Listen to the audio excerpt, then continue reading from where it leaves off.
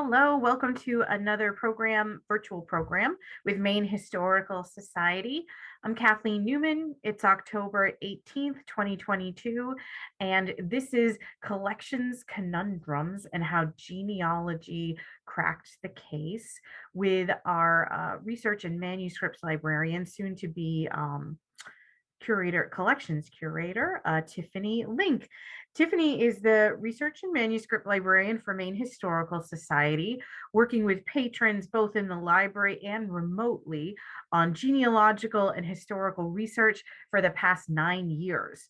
She loves a good genealogical mystery and is looking forward to applying her research skills to the MHS collections as she transitions into her new role as collections curator. Thank you, Tiffany, for joining us this evening.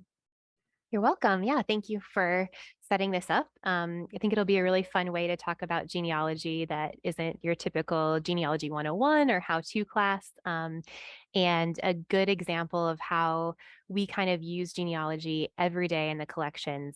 Um, One really great example is that we recently acquired a collection where we had very little information that comes with it. Um, that often happens. The unsolicited collections arrive every day, and we need to do a little basic genealogy with them to make sure that they are applicable to Maine or and within our collecting scope, which means a person or the object or the event had to have some kind of a Maine connection. And so we like to answer those questions if possible and make sure that the things that we're collecting are relevant, which is a lot of what I'll be doing in my new position.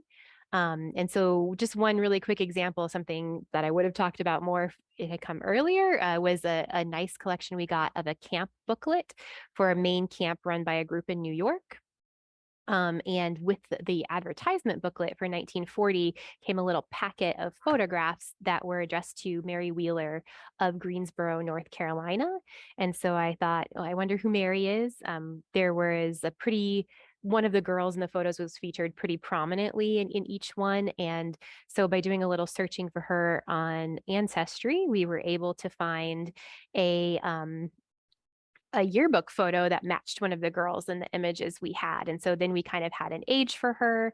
We could confirm where she lived, and we were able to find out a little bit more about her and her family, which looks like she was one of about 8 to 10 children. Her father died very young. She ended up in a children's home around the time that she would have gone to the camp. So, at this point, we're kind of assuming it might have been a sponsorship or she might have been a camp counselor.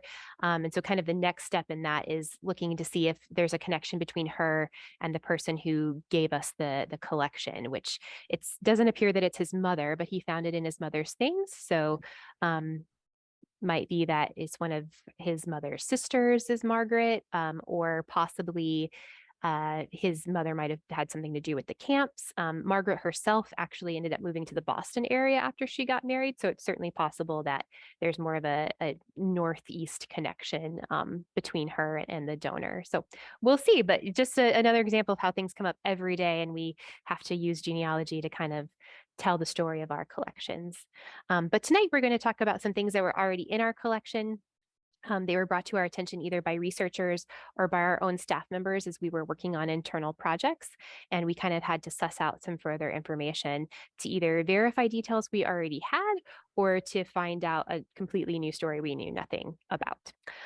So I'll do a little screen share, and hopefully that'll be a good way to kind of walk you through this process. We used a combination of in-house resources that aren't the easiest to show on the screen, like this, but also some online databases and things like that. So that's what I'll share with you and kind of describe the others. So we'll do a quick screen share here of the first item in the collection.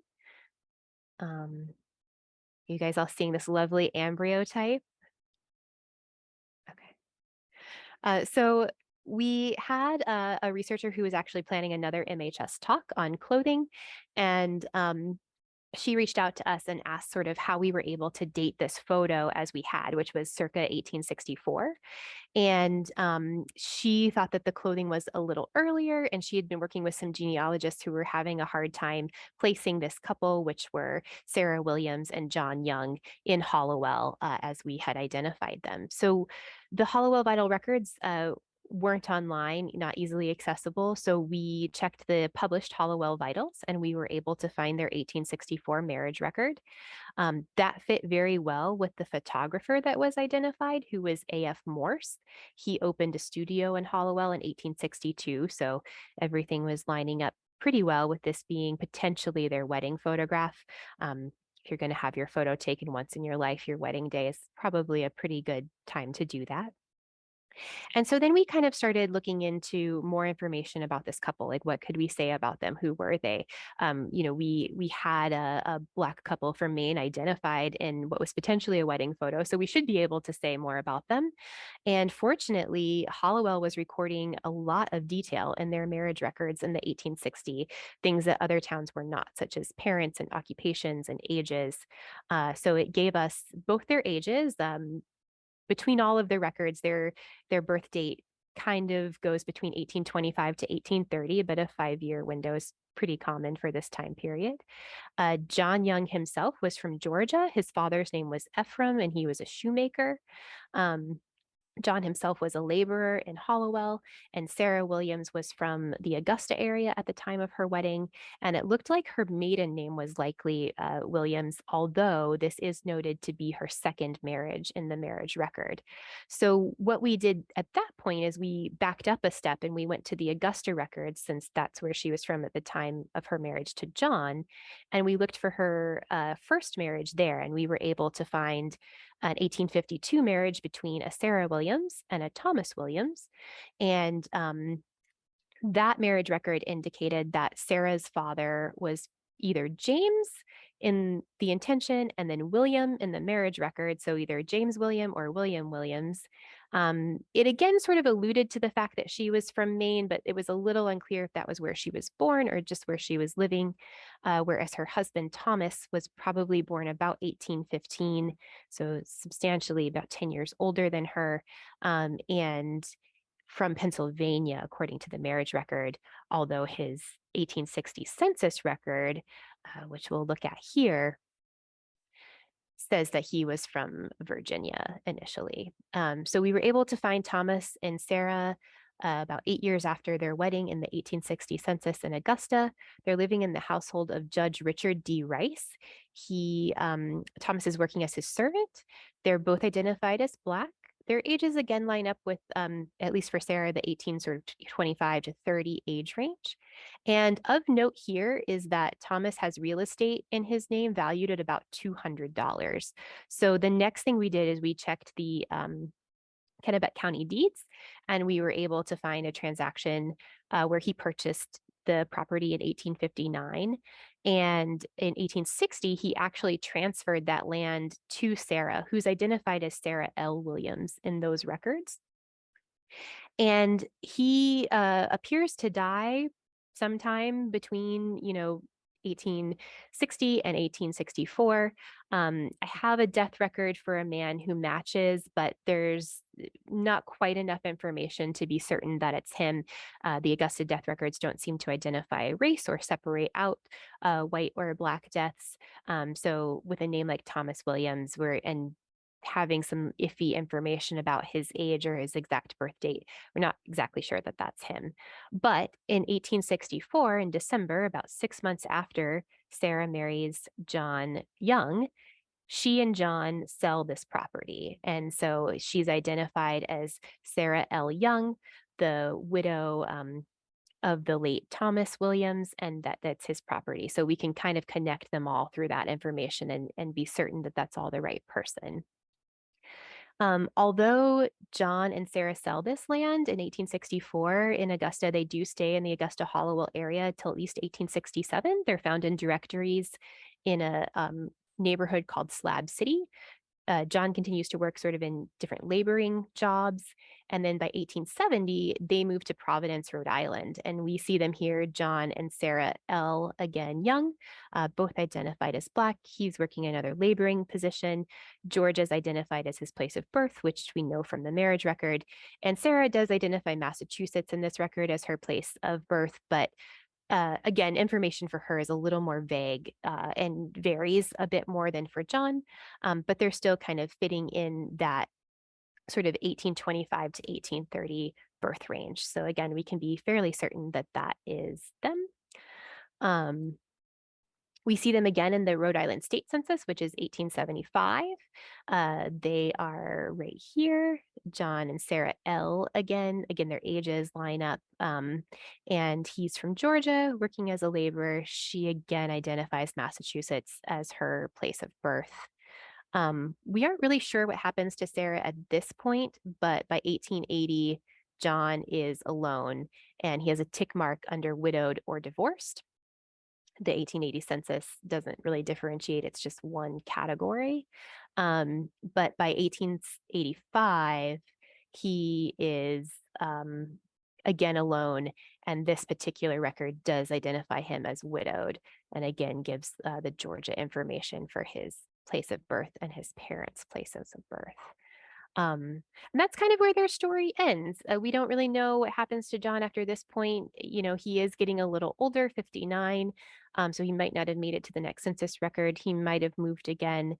There is an 1879 death index notation for a Sarah Young, but it's just an index entry. And so there's not quite enough information to be sure that that's her. And the cemetery that she's buried in doesn't have an entry for a John Young. So, there's not quite enough to make the connection there. But if a researcher wanted to, they could take this one step further and kind of try to trace John's parents back. We know they are in Georgia. We know his name was Ephraim. He was a shoemaker. So being as John was fairly young, when the earlier records were happening, it's very possible that his parents were still alive after slavery and might show up on their own accord and in like an 1870 census record. Sarah might be a little harder to trace because she's Sarah Williams. We have less solid information about her, finding a James Williams or William Williams, maybe Massachusetts, maybe Maine, might be more difficult. But theoretically, she is likely somewhere in a free state in 1850 and might be easier to locate in that regard if someone wanted to go a further step back. But that was as far as we took it in trying to answer this patron's question about dating that particular photo to 1864. And we were able to kind of fill in a little bit more about the lives of these two individuals that we didn't already have. And so the next item we'll talk about is this lovely doll. I will stop sharing and start sharing my new screen here. And so this particular item, the story that's behind it is that it was a Civil War era doll created in a Civil War hospital in Washington, D.C. There was a nurse named Margaret Russell, or maybe Margaret Olson, and her son collected money from the soldiers in the hospital and bought this head, had soldiers work with him or on their own accord to make these tiny little hands out of soup bones. And then a cobbler at the hospital made the little shoes. And the dress itself is supposed to be made from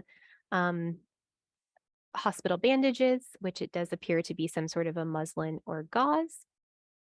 And so that's really the story that we had surrounding the doll. It was given to us by a man named Ebon Simonton in 1942. It belonged to his wife, whose name was Willamina Olson. And the information we had is that her mother, Margaret, was the Civil War nurse. So we were reached out to by a researcher working on a book on Civil War era dolls, and they just wanted some more information about the origin of this doll and kind of how we knew what we knew about it. And the reality is we knew very little, and the information we did have wasn't quite all meshing together. The donor record said the mother's name was Margaret Jane Olson. A 1935 newspaper article from the Sunday Telegram about the doll before it even came into our possession said that the mother's name was Margaret Jane Russell. And so the only concrete information we did have is that this doll at one time belonged to Willamina Olson Simonton and that she died in 1941. So we located her death record, which we have on microfilm, and that gave us an approximate birth date of about 1858. It gave us a birthplace of Gloucester, Massachusetts, and it gave us our parents' names, which were Margaret Jane Allen and a William Olson, and her mother was from PEI and her father was actually from Denmark. And so we found Willamina in a census record here with her husband Ebon in 1900. They were married about 1883, and at the time they were living in Falmouth. So it's a little curious, we'll talk about this more, how Wilhelmina ended up in Maine. But the most telling thing about this is that she has a sister named Frederica who's living with her. And Frederica stays with her in 1900, 1910, 1920, in 1930. And then Frederica dies in 1939, and her death record information virtually matches that of Wilhelmina, that their mother's name was Margaret Jane. She was from PEI, and their father was William Olson of Denmark, and that Frederica was also born in Gloucester, Mass. And so we started looking for their death record or their birth records in Gloucester, and we weren't able to find Wilhelmina's, but we found Frederica's. And she is right here, Mary Frederica Olson. She was born in 1854 on September 25th. William W. Olson and Margaret Jane are her parents, and he's a mariner, perhaps no surprise. And again, he's from Denmark, and her mom is from PEI. So being as we couldn't locate a birth record for her sister, we started looking for a marriage record between the two individuals to kind of further verify the information about Margaret. And we were able to find their marriage record in 1849, about 3 years, 3 to 4 years before Frederica was born. And we've got William Olson, Margaret Jane Allen. Again, he's a mariner. Denmark and PEI. And here we have Margaret's parents, which is really important for tracing her story further, which is Bartlett and Elizabeth Allen. And it's both of their first marriages. So the really interesting thing is that we know they get married in Gloucester in 1849. They're having children there in the 1850s. But we can't find them in census records. We can't find the birth record for Wilhelmina, and we don't have searching birth records just by the parents' names. We weren't able to find the birth record of a son who supposedly helped build this doll during the Civil War.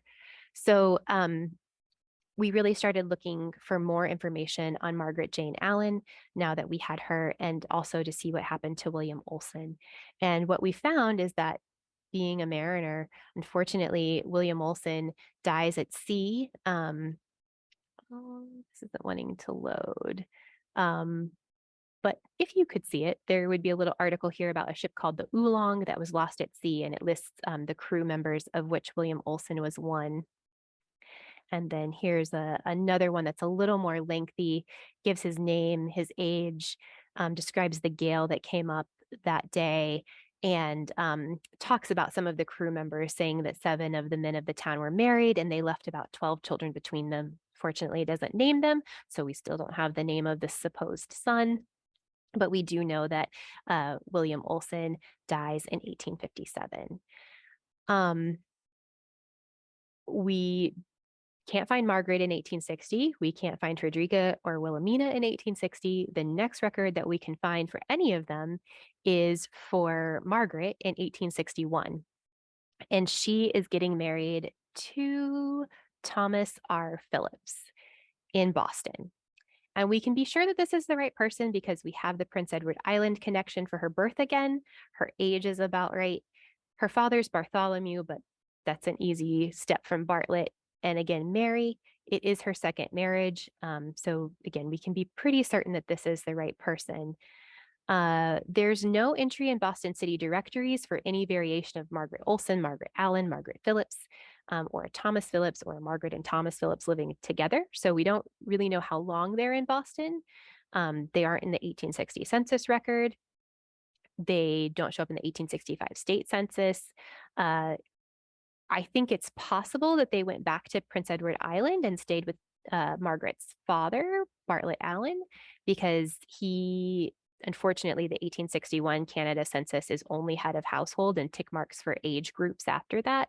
But in an older Bartlett Allen's household, there is an age appropriate man and woman to be Thomas and Margaret, and then two girls age appropriate to be Frederica and Wilhelmina. So I kind of theorized that they went back to Canada for a while. Thomas Phillips was an English immigrant. It doesn't appear that he registered for the draft, doesn't appear that he served in the war. It's a little unclear what happens to him. I don't know if he dies or if they get divorced or what have you, because the next record we have for any of these individuals is Margaret Russell's death record. And so here we have Margaret J. Russell, which is the name she was referred to in the 1934 newspaper article about the doll. She dies from congestion of the lungs at the City Hospital in Boston. And we can again make sure that this is the right person because we have the PI connection and her parents are listed as Bartlett and Jane or Mary Jane Allen. So we've kind of come full circle between the donor record that identified her as Margaret Jane Olson and the newspaper article that identified her as Margaret J. Russell. What we don't know is who Mr. Russell is. We don't know if he's still alive. There's no indication of her marital status on this death record. So we don't know if she's widowed, divorced, married at this time. And there's no marriage record in Massachusetts that matches up for Margaret and a Mr. Russell. So it's possible they married in Canada. If the Washington, D.C. hospital story is true, they may have gotten married elsewhere during the Civil War, because what we conveniently have is a gap for this whole family between Margaret's 1861 marriage and her 1865 death, which are the years of the Civil War. So we don't have anything to say the story about the doll isn't true, but we have a complete lack of information for that window to say that it is true. None of these records reference any type of occupation for Margaret. Not that you probably had to have great qualifications to be a Civil War nurse, but there's nothing written down for her on any of the records we do have regarding her occupation. So again, that's a little hard to substantiate.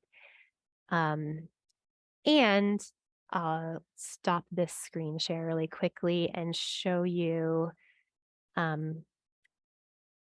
This is a hand copied version of the article describing Margaret Jane Russell and how the doll came to be and all of this, but it's written in 1934. That's written here a couple of times. And it's noted in several different places that the doll is 76 years old, which puts the creation date of the doll about 1858, not during the Civil War.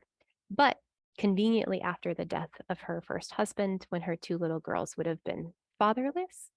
So, we do know that. If there is a hospital connection to this doll, we also know for sure that the mother was in a hospital, a city hospital, when she died from congestion of the lungs, which with a situation like that, it's probably possible that she was in the hospital more than once. So we do know that there's a hospital connection between this family and potentially this doll. It's just hard to say if it's the one that's written up in the story about the Civil War, or if it's maybe a story that transformed a little bit over time to be something a bit more grand than mom being sick with a lung disease in a city hospital.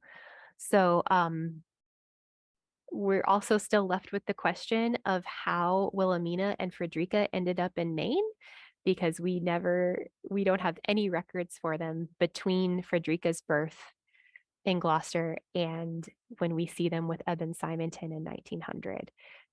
Ebon's family was originally from Cape Elizabeth, but as of at least 1870, 13 years before he marries Wilhelmina, they're living and working as farmers in Yarmouth. And shortly after his marriage to Wilhelmina, they moved to Falmouth, Cumberland, Forestside area and continue to be farmers. So there's not like a maritime connection that would get him to Gloucester or PEI or, so that part of it is still a mystery as well. There's no obits that kind of help explain that gap or that connection or how Wilhelmina and Frederica found their way to Maine. And there's also just no indication that they had a brother, but someone supplied this 1934 news information, and I'm not saying that they didn't, but there's nothing to indicate who that might have been or when he was born or if he was a Olson or Phillips or a Russell. So if the doll was made in 1858, as the age in the article indicates, he was obviously an Olson. But if it was in fact made during the Civil War, he could have been the product of any one of the marriages. So uh, further searching might reveal, but I kind of have a feeling the answer lies in Canada in PEI, and we may not have the best access to those records. So, but we have a little bit more information than we did before, and in some cases, a lot more questions too. But that's sometimes that is the nature of research. So, and then the last item we'll talk about here is something that we discovered while we were working on a grant project to digitize one item from each of our architectural commissions and put them into an online database. We have an older database that we're updating with better metadata and more standardized subjects, headings, and vocabulary and things like that. So during that process, we were going through each commission, and our image services coordinator, Sophia Yolaris, who was working on the project at that time, she came across this very intriguing image and gave me a call and said, can we figure this out? So the last thing we'll talk about today is the murder of John Bibber. So Sophia came across this drawing for a house in an unidentified location, just West Davis, no town, and a circa build date of 1905. And this very curious notation that says, here died John Bibber, who done it? And she said, can we figure out who John Bibber is? And I said, sure, no problem. With the build date of circa 1905, it's likely that he's going to show up in the death records that are available on Ancestry. They're all Maine death records are on Ancestry from 1892 when the state began mandating reporting through 1922. And John Bibber is not the most common name.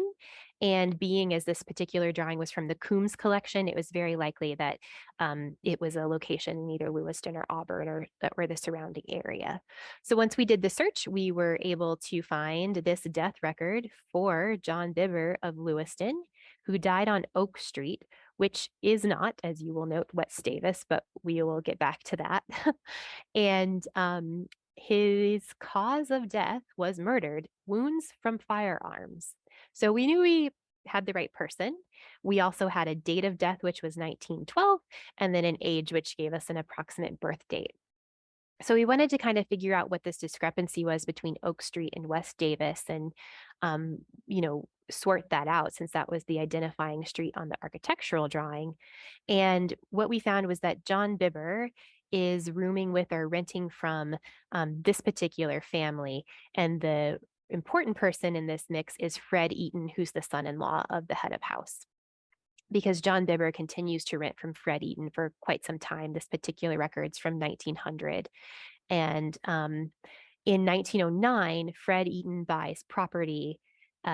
Deed records show that he bought property at 1 White Street, which if you check the street listings, we have the corner of Oak and White, which is right here. Oak Street is where they say John died. 1 White Street is the number, and then Davis is the parallel street to White. So that's probably why the house was misidentified. It's also looks like when Fred Eaton bought the property in 1909, it was a parcel from a larger estate that was broken up. And so it doesn't appear that there was a house built on it at that time. So if the drawing does indeed date to 1905, which again, that's a bit of a guess, it's possible the drawing was made before an exact location was chosen for the house. So that might be the reason for the West Davis address. Or it could just be a misremembrance or a misidentification. So we unfortunately don't have city directories for the Lewiston Auburn area for this period. There's a pretty big gap between like the late 1890s and about 1930. So we couldn't sort of further verify exactly where John and Fred Eaton were living in 1912. But newspaper articles make it clear that he was still living with his landlord, Fred Eaton, who actually looked out the window and saw a man standing over his body. And so essentially, this is the house, the home of Fred Eaton on the corner of Oak and White. Davis is right down here. Fred died right here on the side of the house, which is what is identified in our lovely architectural drawing. Um, there's a lot of information in the articles about how the man came here. People heard the shots and saw him running back this direction. Wallace White, who actually kind of owned this big parcel, or his family did, prior to it being purchased in 1909, he kind of saw the man running and jumping over some hedges and things like that after hearing the shots. Um, and there's just a lot of articles about speculation of why the crime occurred, how Mr. Bibber was found with his pockets turned out. He didn't have any cash or a watch, but no one really knows if he had those to begin with. The police think robbery was probably not the motive, but it was sort of staged to look like that because he still had on a what seems like a pretty substantial diamond ring. Bibber worked as a tailor, and there's some articles that talk about his last customer of the day and how he seemed very frightened, and the person kind of had to knock on the door twice because it was locked, and if there were ever a man more afraid, he'd never seen one, and that maybe the last person he was actually seen with was a woman, which kind of led to the assumption that there may have been an affair and that maybe that was the motive for the murder, but they could never really identify a suspect.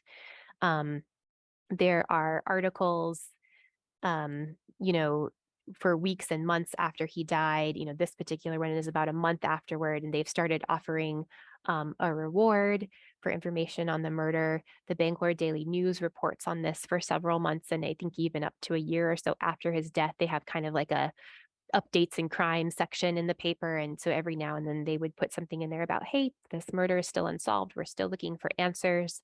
Um, reach out if you have any information. But uh, long story short is that they never solved this murder, and it's still unsolved. So while genealogy cracked the case of who John Bibber was and where and when he died, we did not find the murderer.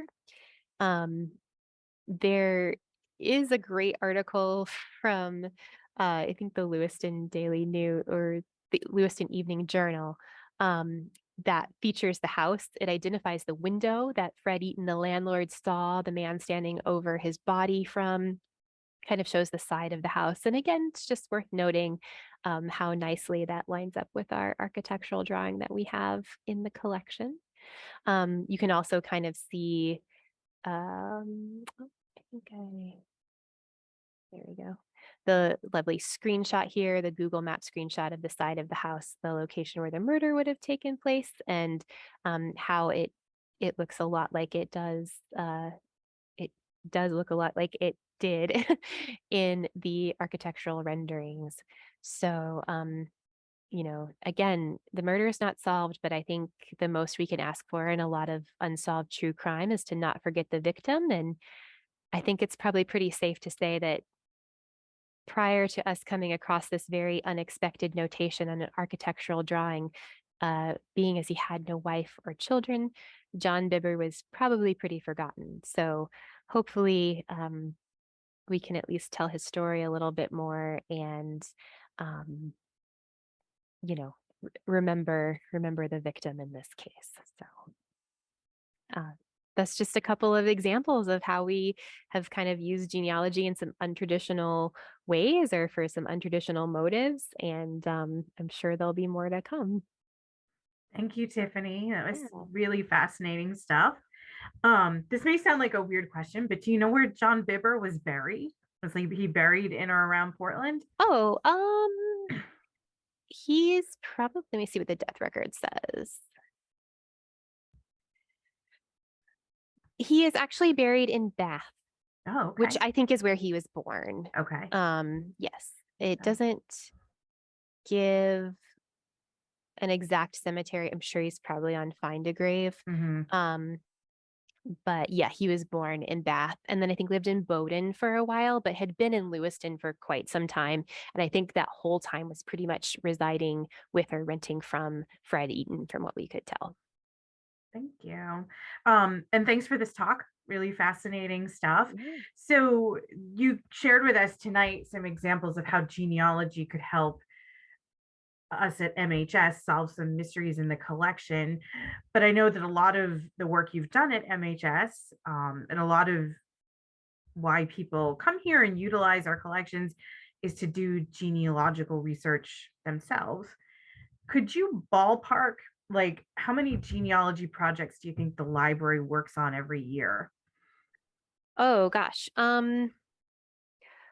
In terms of like, we do paid research requests, which could be anything from, oh, I need a copy of page 27 out of a certain book to what was the exact address of a person, at a particular time, to please spend 5 hours trying to find, this one connection that is sort of a brick wall. Or like, can you trace all of my ancestors back to their immigrant? So we Mhm, we do a little bit of everything in between. On average, we probably answer in terms of paid research between like 7 and 12 requests a month, mhm, sometimes more, sometimes less. And then in terms of like ready reference or kind of guiding people or giving them quick answers, I would say, 50 to 100 a month. So it kind of depends on how you look at like how many questions we answer, but it's a daily occurrence. mhm. I know someone in the audience is saying it's always helpful to see this process, how some of these questions are answered. If somebody wants to begin a genealogical journey, where is the best place for them to start? I think it depends on what they're looking for. If they're really starting with themselves and trying to go backwards, we always kind of say like, who is the uh, sort of oldest person that you know a fact about? Because due to privacy Like the person going concerns, back the furthest in your family yeah. tree. So that might be Mhm. your parents, but it might be Yep. your great grandparents. Mhm.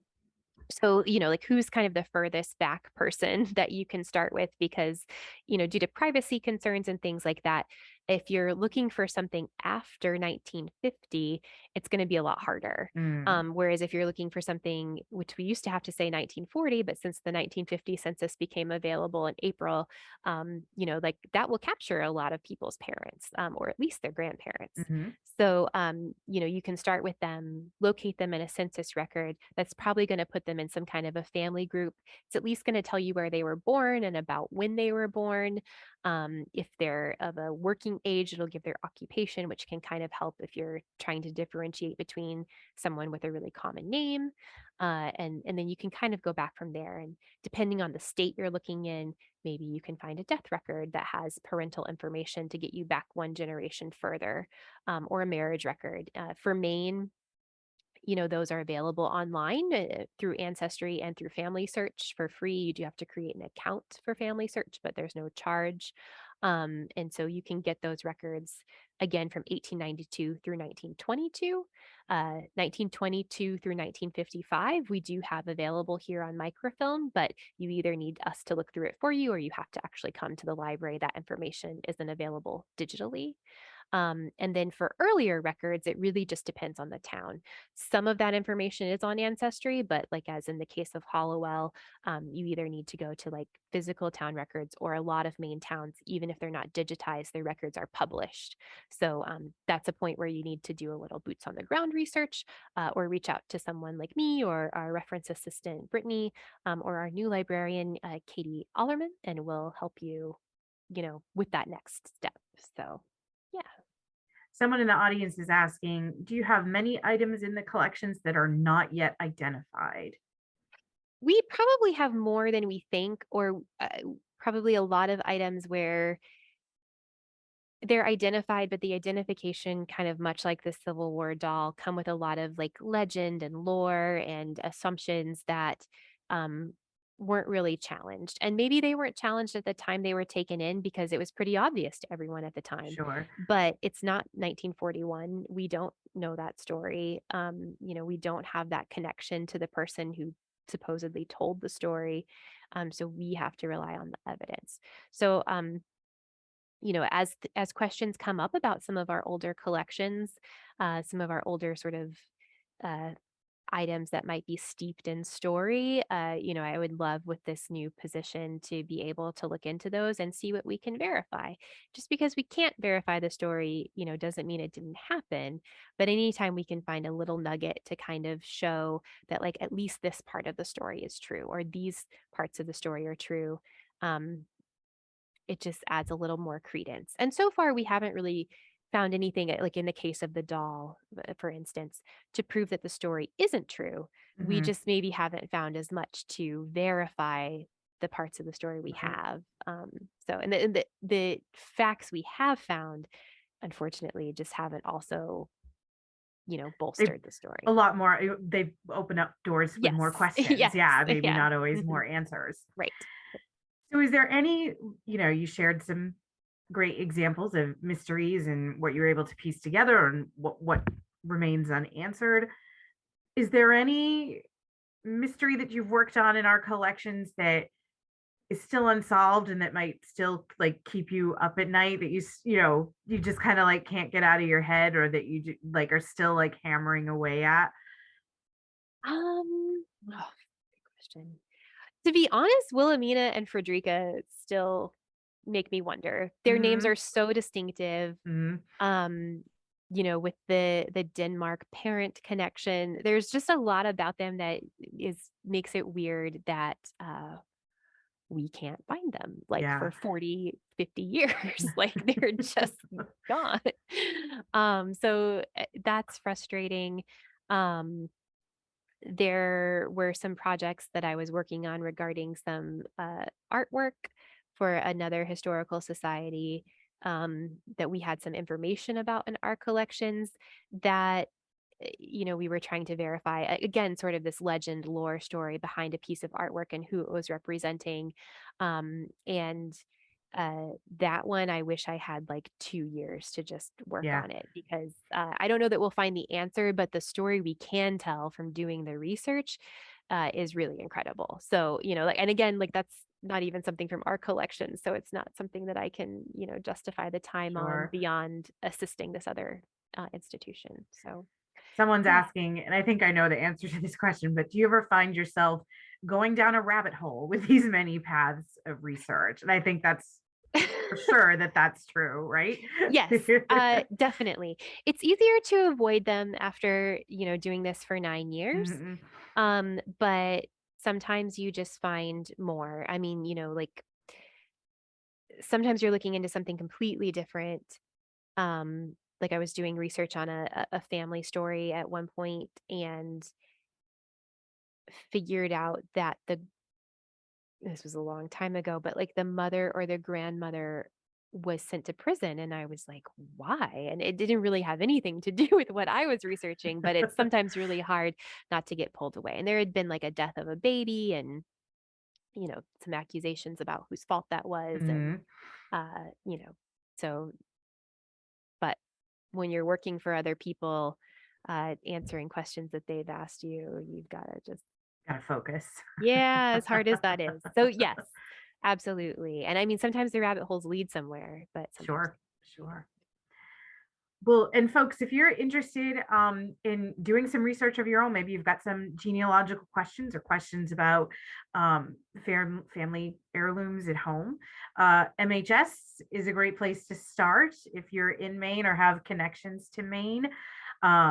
You can, I think, probably the best way if you want to really do research in our library. Um, First things first would be to become an MHS member, and then would be to get in touch with our library through the, I would say, the Ask a Librarian feature, probably, Tiffany, on our website. yeah, you can definitely reach out that way. There's also, you can just email directly research@mainehistory.org, and that will come to our research staff. And we a lot of times people just don't really know how to get started. Even if you've done research at other institutions, it's a little bit different everywhere. So we can give you some tips and tricks on searching our library catalog, which I'll just throw out there is different from Main Memory.